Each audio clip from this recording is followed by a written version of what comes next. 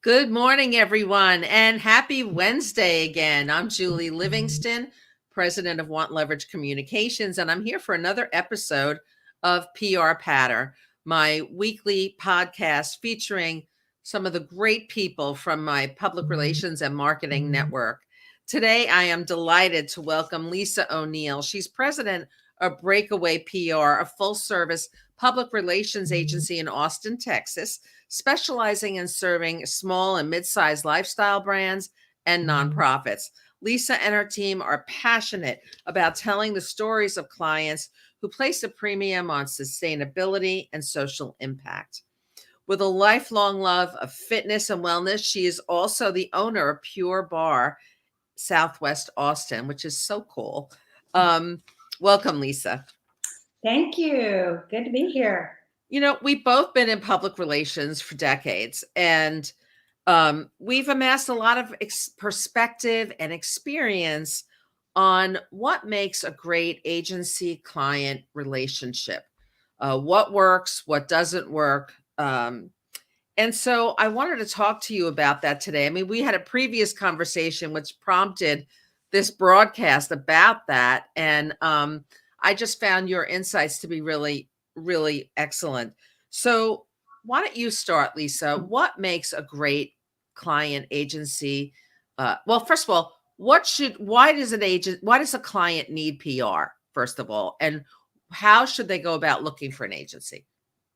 Sure. Yeah, clients will come to us at least for a variety of reasons when they need PR, want PR. I'd like to be really clear of what, make sure they know what PR can achieve, how it is different from many other tools in the marketing toolkit. Yeah. If I hear them talking about, or if it's more ego-driven PR, I need to be in this publication or that publication. It's pump the brakes. Want to be clear that they know what PR is good for. It's here to help you build awareness. Right. So managing their expectations. Exactly. Managing expectations. And then when I get that gut check, what they might understand or know about what PR can truly achieve, and what other marketing tools have they implemented? What else are they doing? Obviously, social media is huge now, and PR firms often take that role. Do we need to do that or not? But yeah, so I do a good inventory of what they are doing, what they have done, experience with PR. Some folks will come off to us right off the bat that I haven't had great experience with PR in the past. So once again, goal setting, being very clear of what we can achieve and what do you have to work with and why are you PR worthy? Yeah, that's such a good point. I mean, not every organization is PR ready. And it could take if they decide to engage an agency to help them prepare and get ready for PR, that will take additional time and work. Right. What do we mean by not being PR ready? Well, maybe they don't have, maybe their website, which is the first thing people are going to go to aside from LinkedIn, maybe their website is just not, up to speed, may not be professional looking enough. The messaging may not be clear. I mean, these are things that we as PR professionals have to have in order and in order to tell their story well. Exactly. Know your key brand messaging, what sets you apart. Have an excellent website, or at least a good one. We can help with that and help Absolutely. Make improvements. And you said LinkedIn, it's social media, certainly at least in our sector and lifestyle or nonprofits, whatnot. Yeah, if you don't exist on social media, you kind of don't exist. Right. So we check on that as well. Like I say, we can help get you there.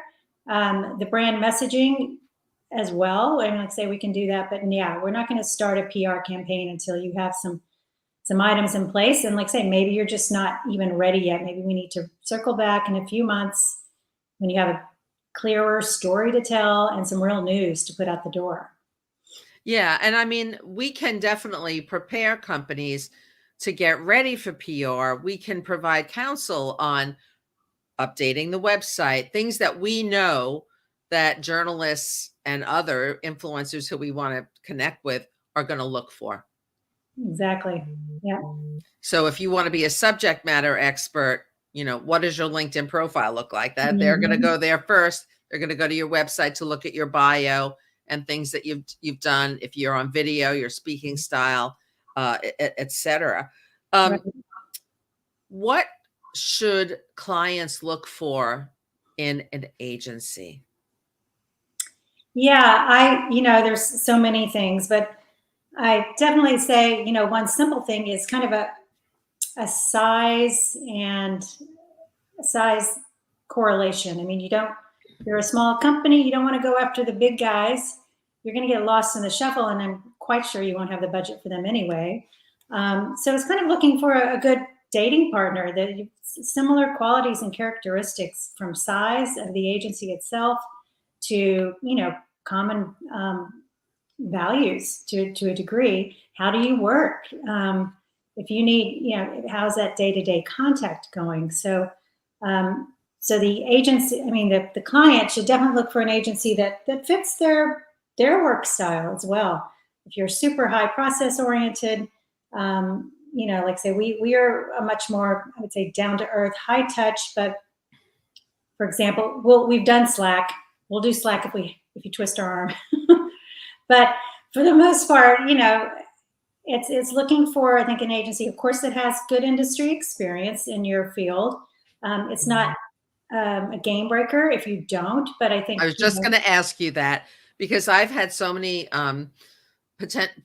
client prospects coming to me saying, well, you haven't worked in this particular field. Can you do that?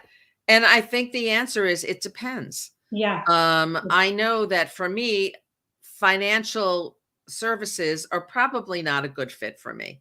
Hmm. I have done a little bit in that space. It was difficult. So I'm not really going after that kind of Exactly. client. However, I remember when my first biotechnology client came to me, and I had not done work in the past, but I had done a lot of work and they had like a health related product. I had done related, sort of adjacent industry work. And Yes. so there was a fit there, and it worked out fine. Yeah, exactly. I like to say it's not a game changer if you do not have exact industry experience. Like say we're working with a film documentarian. I've done adjacent work in entertainment, and it's also kind of more of a regional project, which we Right, really right. excel in.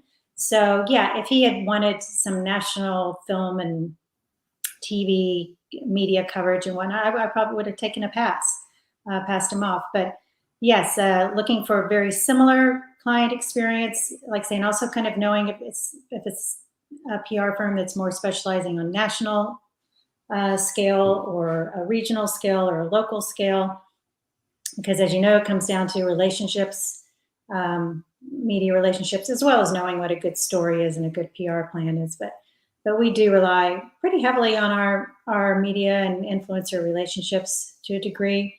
We know kind of what to expect more or less, and we can make that call if Right. you haven't responded. I know this looks like it's right up your alley, and you'll get a response. So So yeah, what about what sometimes, well, when I've been on the client side, because I have zigzagged from corporate to entrepreneurship throughout my career, one of the red flags for me from an agency side is when the agency kind of yeses me a lot and, mm, says, oh yeah, we could do that. We could do that. We could do that. And they haven't really done anything related to that, whatever the specific ask is. I think that is a red flag because if an mm, agency is over promising, um, and telling you they're going to deliver almost too much, things that you could tell are kind of maybe beyond their bandwidth or resources, I think you need to re-examine if that agency is a good partner for you. exactly. Oh yeah, no, I've worked at agencies like that in the past, and then I was the one holding the bag, going, how do we're not That's not the way to build a long-term relationship with a client. No, be very clear, and like say it's what the expectations are, what you can achieve. Also knowing who, I think the agency wants to know, should know who they are working with, who's their account exec. Obviously things can change, but don't do the bait and switch if you're the agency and Oh, no. put out a team, and especially a senior level person that this client may not see again until a few months down the road. So we're very clear too with building out our team, knowing who the client can expect to work with day to day. And of course, we share that, their experience and what their expertise is. So yeah, it's a very transparent proposal process.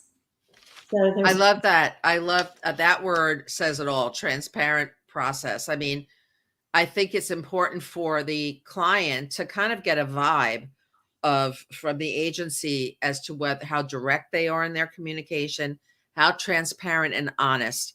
That will give you a sense of their level of integrity throughout, your PR program. exactly, because you're trust building just like any other relationship.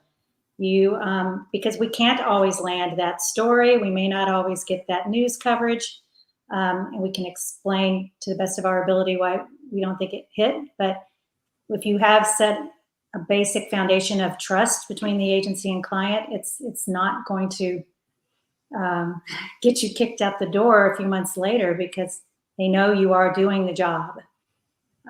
So yeah, Yeah. like I say, it's everything from the tangible to the good chemistry side of things, which I know is hard to really know when you're first setting up a client agency relationship. But look for those things.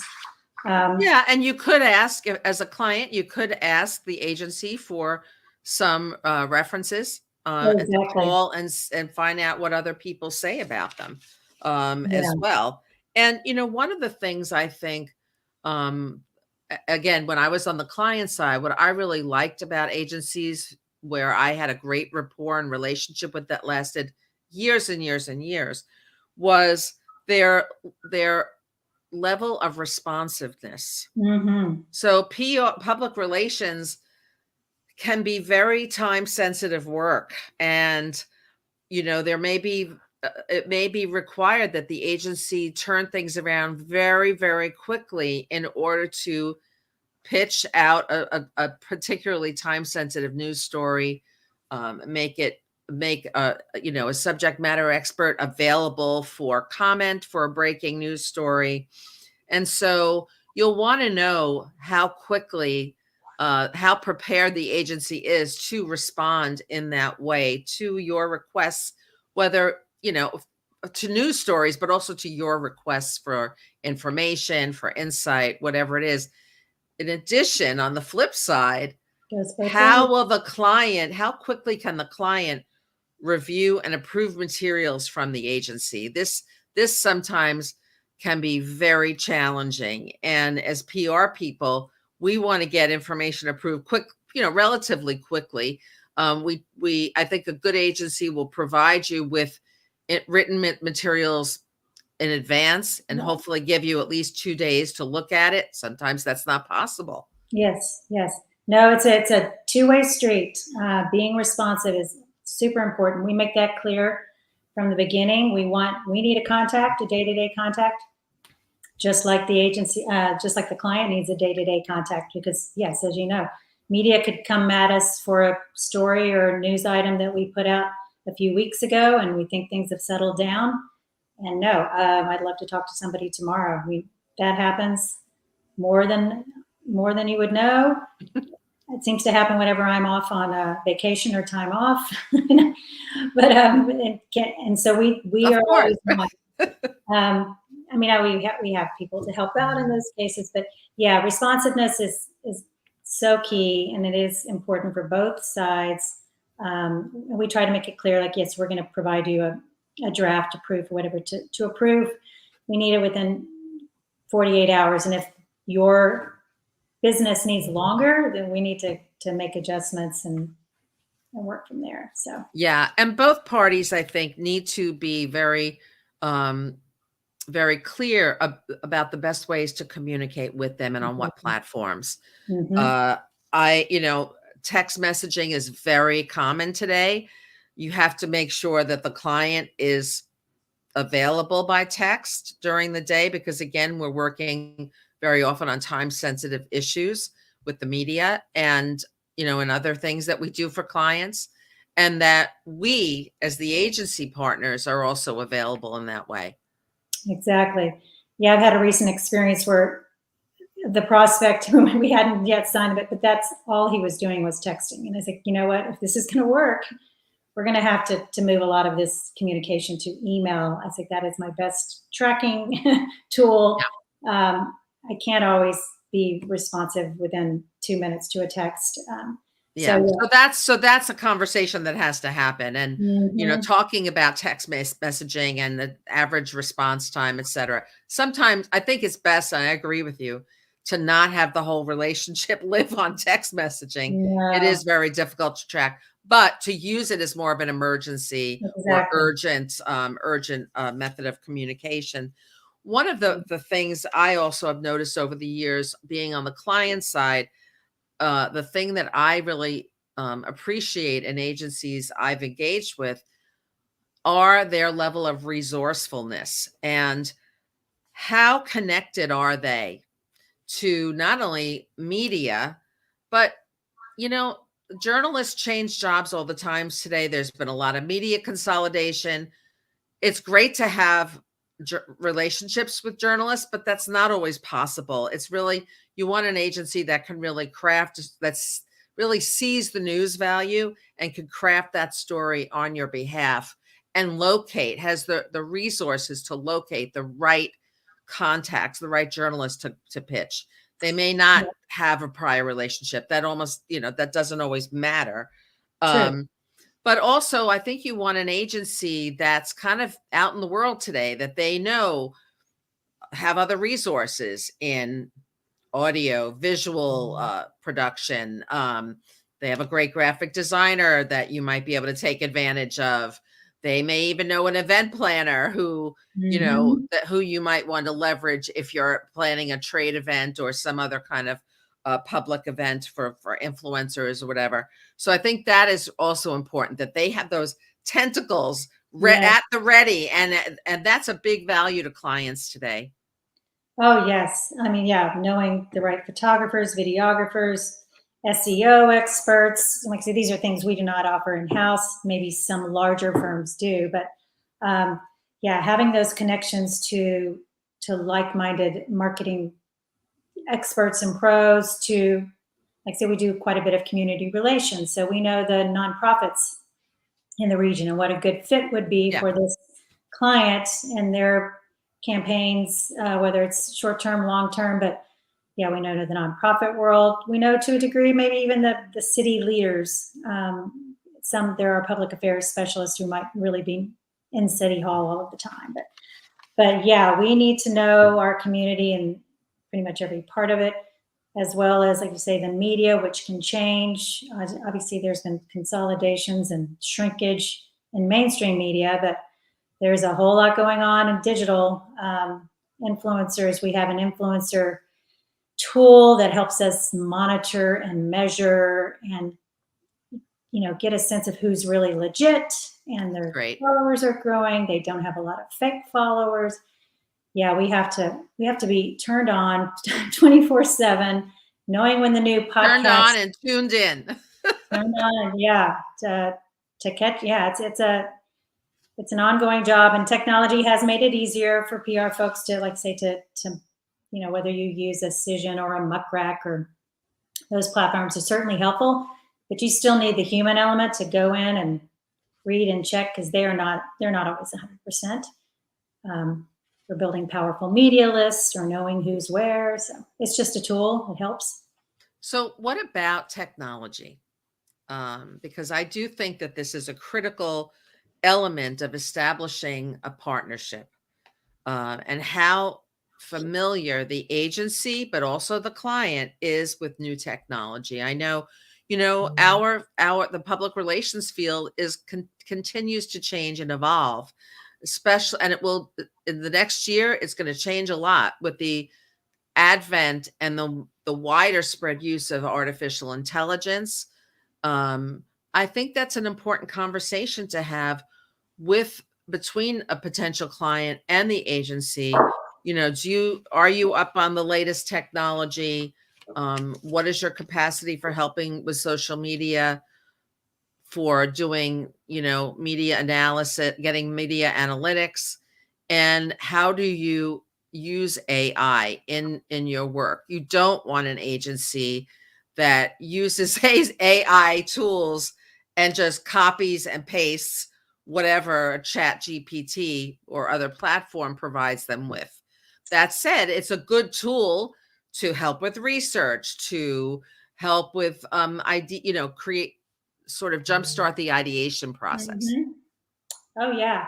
No, we've been on that train, getting down the track, at least internally, becoming more comfortable with it. And if we were ever to use it, like I said, we don't use it we just use it as research. I'll just say that. It is not writing our press releases or our proposals or whatnot, but it's great for research. And yeah, you're right. We haven't had that conversation often enough with clients at this point, but I can see it's the way of the future or today. Yeah. It's there. Well, next year there will be more regulations in place. I was just speaking to a colleague of mine, Jeremy Goldman, about this. There will be more regulations in place in terms of AI. So that is going to affect the PR landscape. So you want to make sure that you have that conversation with a potential partner, because that's part of the relationship building process and building of trust over time. Exactly, exactly. And I'm glad there will be more regulations from any sessions I've been to and trying to learn about it. It's the wild, wild west right now. So I was just going to say that. So what about reporting, Lisa? yep. Reporting is such an important part of PR. It's often a real sticking point for agencies to measure the results of their work, and plus the effort they put into getting results. We cannot, in our business, we can't promise results, and I think that can be very disturbing and upsetting to clients at times. So obviously, managing client expectations from the onset is critical, and along the way, when you meet Yeah. every week, to kind of explain how a particular pitch is landing or not. Mhm. How do you approach reporting in your business, and how do you uh, explain your process at the onset when speaking to a client prospect? Correct. Yeah, we generally, obviously, we're communicating weekly, sometimes daily. Uh, I know there have been times when I've had certain clients that want weekly reporting, and that can work, especially if there's a big launch coming up, and there can be weekly calls and reporting, recaps, etc. Overall, though, we work best with a nice, juicy monthly report. Um, gives an overview of everything we've been doing. We also have clip reports, which capture all of the coverage. And with digital, yes, we can get the metrics, which is nice. Obviously, we can get print circulation to add to that, but we can definitely, that's been a great improvement where we can capture all kinds of great digital coverage and metrics and reach and engagements. If it's been shared on social media, so we have a lovely little clip book we pull together. The only sticking point can be radio and TV viewership. Those are tougher to pull. We make that clear. And then podcast as well. We will include those in our reporting. But once again, the numbers on podcast listenership are still A little fuzzy. little fuzzy. But yeah, we make it clear how often we're going to do the reports, or how often we're going to do calls, client calls and check-ins, or it used to be obviously FaceTime much more often. But one thing I think for better, the pandemic brought on the ability to now make a lot of those meetings by Zoom. We try to actually go back and forth with our firm, Zoom and in person, Zoom and in person. So both the FaceTime meetings and catch up, as well as the monthly reporting. And we say beyond the metrics that you'll see in your coverage book, clip book report, please always keep an eye on, especially when we've got something active in a particular initiative going on, watch your website visits, your social media visits and follows, and there's measurement they can do on the client side as well that you can't capture because it's their website, their social pages, unless we do have the keys to the social pages, which we get at times, and we can capture those reports as well. We say even watch for the phone calls coming in. I think people still make phone calls and those kind of queries. Phone calls and emails, are those up, an uptick in a connection to some of the noise we've been making out there in the PR world? So that's great. A lot of my work is I do the traditional things that a PR agency would do, but I have a specialty on LinkedIn and raising executive visibility on the platform. And one of the things that I look for is not only the number of impressions, likes, comments, and reposts, which is very important, but also the comments and the value of those comments. Might not be quantifiable, but it shows a deepening of engagement. So I do try to kind of analyze the comments on the LinkedIn post to kind of show what kind of information they're providing the client with. So my last question that I like to talk about is change. We live in a very fast changing society. We live in a digital world. And I think that one of the important attributes of a really good public relations partner is their ability to change and to kind of pivot when they need to. The client also has to have a change mindset as well, because if the agency, counsels them and says, this particular angle that we've been trying to pitch out to media is just not landing. Why don't we try to reshape it? I mean, how do you address change in your business, in your world? Oh yeah, no, we have to be nimble, ready to make those changes and advise clients when we see that change is needed. When you say as far as story pitching or feature pitching ideas or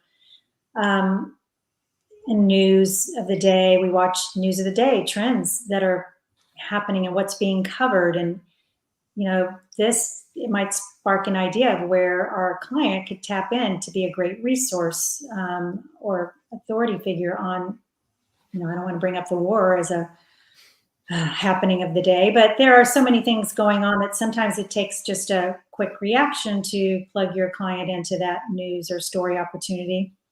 So it's proactive and reactive, of course. And we need to adapt. We usually only even we can create a very basic 1-year plan, but it's kind of a skeleton plan. And then it's a 6-month plan that's got more details. And even that 6-month plan could shift and adjust. And we warn that because, if we're dealing primarily with a world full of change, we need to be ready to adapt to that.